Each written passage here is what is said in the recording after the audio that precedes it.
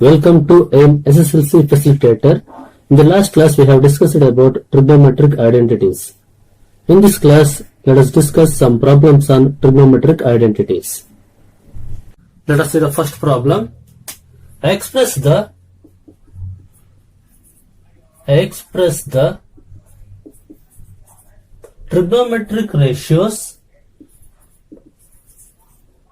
trigonometric ratios sin A, secant A and tan A in terms of cot A.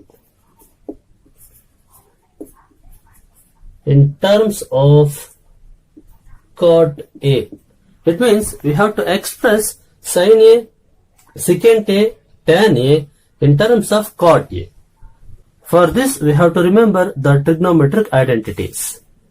Sin square A plus cos square A is equal to 1. This is the first identity. Second one is 1 plus tan square A is equal to secant square A. Third one is 1 plus cot square A is equal to cosecant square A. In the solution, first we have to express sin A in terms of cot A. For that, first we have to check is there any identity which is having both sin and cot. By observing these, there is no identity which is having both sin and cot. But there is an identity which is having cot and cosecant. Cosecant can be easily converted into sin by taking the reciprocal. So, we have to select the third identity to express sin A in terms of cot A. So, I am taking that. We know that 1 plus cot square A is equal to cosecant square A. In the next step, 1 plus cot square A is written as it is. Cosecant square A can be written as 1 by sin square A because cosecant A is 1 by sin A, though both are reciprocals. Now I am transposing sin square A to the LHS and 1 plus cot square A to the RHS. So we get sin square A is equal to 1 by 1 plus cot square A. We want sin A, not sin square A. So I am writing now sin A. Square is taken out. So the RHS will get square root. So square root of 1 plus cot square A. It implies sin A is equal to root of 1 is 1. So I am taking square root for only the denominator 1 plus cot square A. So sin A is expressed in terms of cot A. Next we have to express secant A in terms of cot A. But there is no identity which is having both secant and cot. But there is an identity which is having tan and secant. Because tan can be easily converted into cot by taking the reciprocal. So I am selecting the second identity. We know that 1 plus tan square A is equal to secant square A. It implies 1 plus tan square A can be written as 1 by cot square A because tan A is equal to 1 by cot A, both are reciprocals, is equal to secant square A. It implies I will take LCM as cot square A. So, in the denominator cot square A into 1 is cot square A plus 1 is equal to secant square A. It implies I will exchange LHS and RHS. So secant square A is equal to cot square A plus 1 by cot square A. It implies we want secant A, not secant square A. So secant A is equal to, we will get square root to the RHS. So square root of cot square A plus 1 by cot square A. It implies secant A is equal to, I am separating the square root for numerator and denominator, so cot square A plus 1. In the denominator, square is there, so square root and square will get cancelled, so we get cot A. So we have expressed secant A in terms of cot A.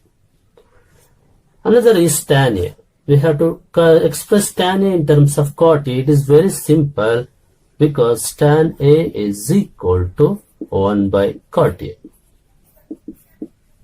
We can also express cosecant A and cos A in terms of cot A just by taking the reciprocals of sin A and secant A. If you take cosecant A is equal to 1 by sin A. 1 by sin A means we have to take the reciprocal of this one. So root of 1 plus cot square A. So cosec A is expressed in terms of cot A. If you take the cos A is equal to 1 by secant A. So we have to take the reciprocal of this one. So cot A by root of cot square A plus 1.